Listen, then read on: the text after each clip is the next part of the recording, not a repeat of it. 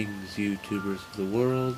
I am Arcanum Fantasy, and today I bring you my review of an excellent little mind delve and sequel to a certain urge called Dreams and Nightmares.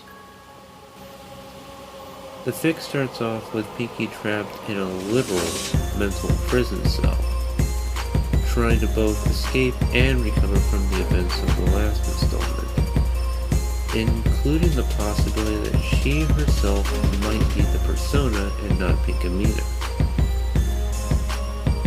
She also finds out that if she falls asleep, Pinkamena will get permanent control of their body. Meanwhile, the Pie family's in the hospital trying to recover from Pinkamena's attack.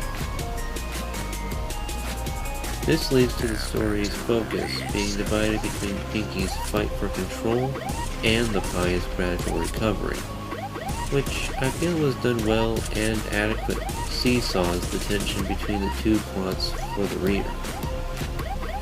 Of course, things get interesting when Pinky figures out how to manipulate the dream world and fights back against Pinkamena. Though I will admit that it wasn't the most thrilling fight scene I've read. It was an exciting little game of mental cat and mouse, with Pinky's restrained yet unpredictable attacks pit against Pinkamena's predatory cruelty. At one point, Pinky is forced to trap Pinkamena in a prison made out of the memory of how they lost their wings, which leads to an odd moment in which the two feel a little conflicted about their actions towards each other. But all that comes out of it is a momentary ceasefire before they get ready to end the fight. Eventually, Pinky gets an opening and is able to take Pinkamena down, thus being able to once again regain control of their body.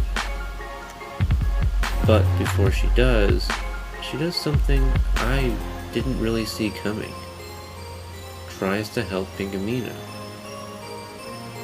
The rest of the fic consists of Pinky doing damage control, as well as give Pinkamena back the life that was stolen from her, and with a little help, a brighter and happier future. This part, right here, is what cemented this fic as one of the best dark Pinkie Pie stories I've ever read.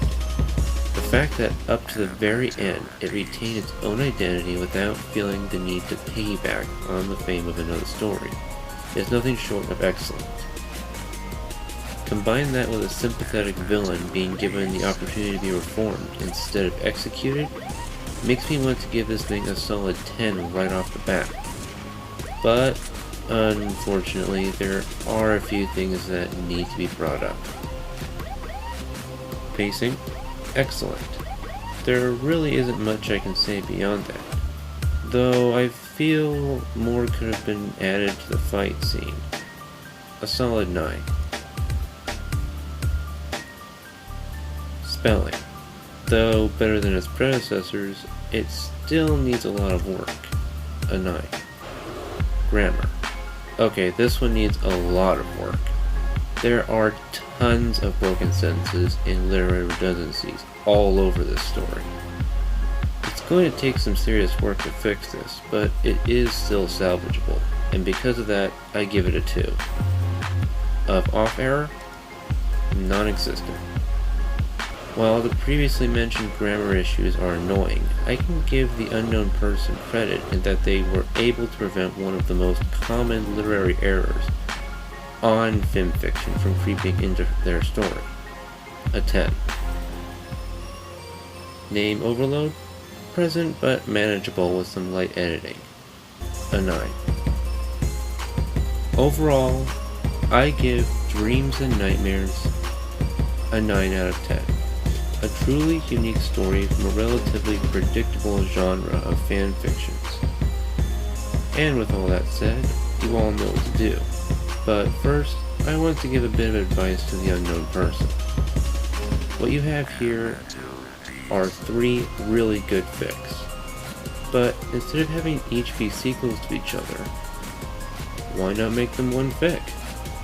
After a bit of editing, if if you were to combine these three, you would have an excellent fanfiction that I could easily give a 10 or maybe even Platinum 11 to. Just some food for thought, from one writer to another. Anyway, y'all know what to do now.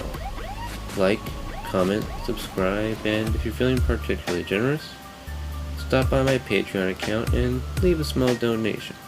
After all, every little bit helps. See you all in the next review, every pony. Bye.